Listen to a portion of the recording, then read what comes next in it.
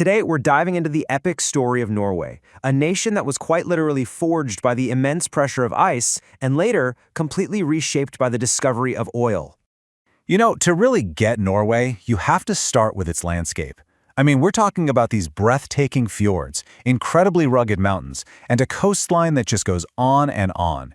This geography isn't just a pretty backdrop for a postcard. It's the main character in the country's story, shaping, well, everything. Okay, so if we boil it all down, Norway's entire history has really been a tug-of-war between three major forces: its incredibly demanding geography, its powerful neighbors, and whatever resources it could manage to pull from the land and the sea. So here's our roadmap. We're going to start with the age of ice, the sea, and of course the legendary Vikings. Then we'll look at a really tough period of decline under foreign rule. After that, we'll see the nation's big comeback in the 19th century, its trial by fire in 2 world wars, and finally, its incredible transformation into an economic powerhouse. First up, ice, sea, and Vikings. It's a fascinating story of how one of the harshest landscapes in Europe didn't hold its people back. In fact, it's what launched them out into the world. Right from the get-go, life here was all about survival. I mean, look at these ancient rock carvings. They show that the earliest people here were hunter-gatherers, and their whole world was dictated by the coast. Mastering the sea for fishing and hunting? Well, it wasn't just a good idea, it was an absolute necessity. And that mastery of the sea eventually just exploded into the Viking Age. It kicks off with that infamous raid on Lindisfarne in 793. And from there, the Norwegians expanded with unbelievable speed. In just a couple of centuries, they'd unified their homeland, they'd colonized empty lands like Iceland and Greenland, and they even reached North America, centuries before Columbus ever set sail. So what was the secret sauce? The piece of tech that made all this possible? It was the longship. And honestly, this thing was a marvel. Its design was brilliant, strong enough to cross the brutal North Atlantic, but its shallow draft meant it could also sneak up rivers deep into other countries for raiding and trading. A total game changer. And just look at this map.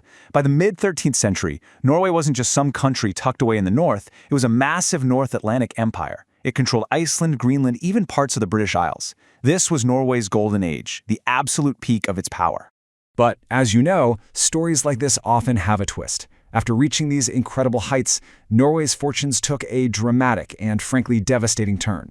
This next chapter is about its decline into shadow, a long period defined by plague and foreign rule.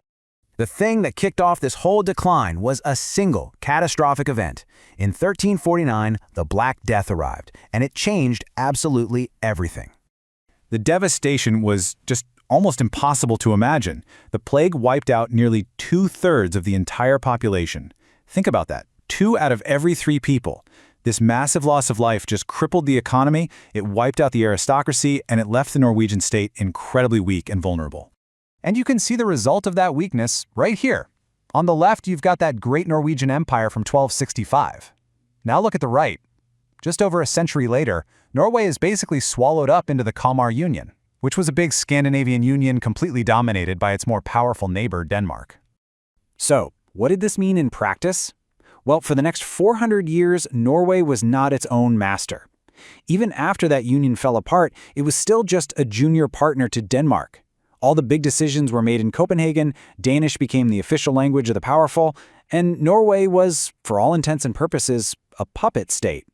But that was not the end of the story, not by a long shot. Our third chapter is all about a national rebirth. We're going to see how, in the 19th century, the idea of a Norwegian nation was rekindled, and it sparked this long, determined struggle for freedom. And this is the pivotal moment. It's 1814, the Napoleonic Wars are redrawing the map of Europe, and Denmark is forced to hand Norway over to Sweden. But a group of Norwegians saw their chance. They gathered at a place called Eidsvoll, and they drafted one of the most liberal constitutions of the time, declaring Norway an independent nation once more.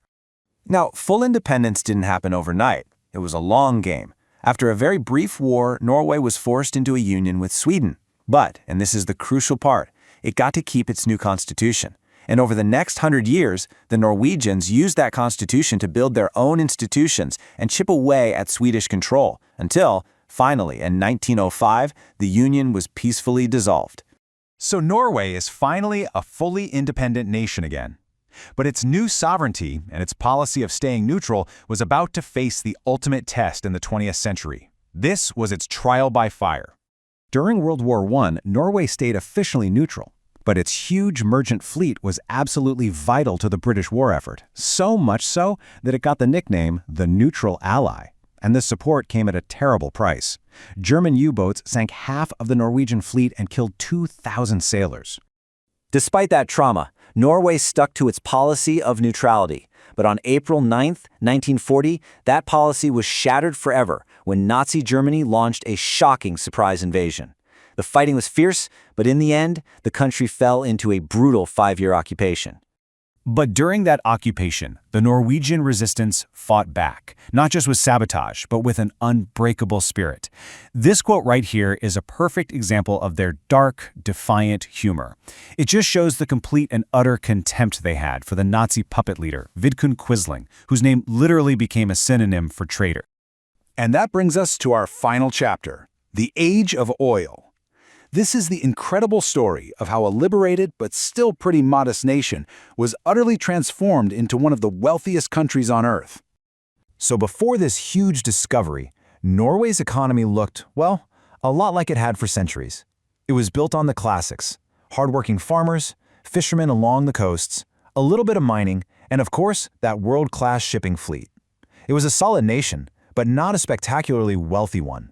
And then, on a day just before Christmas in 1969, a group of drillers out in the rough North Sea made a discovery that would completely rewrite Norway's future. They found oil. And not just a little, a massive amount of it. But here's the part of the story that's truly remarkable. It's not just that they found oil, it's what they did with the money. Instead of just spending all those massive revenues, the government made a historic decision. They chose to invest it. This incredibly far-sighted plan created the world's largest sovereign wealth fund, basically turning a temporary resource boom into permanent prosperity for everyone.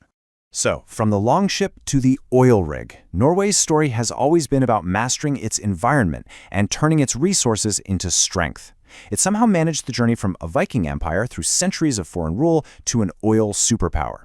The big question now is, in a world that needs to move beyond fossil fuels, what will Norway's next great transformation be?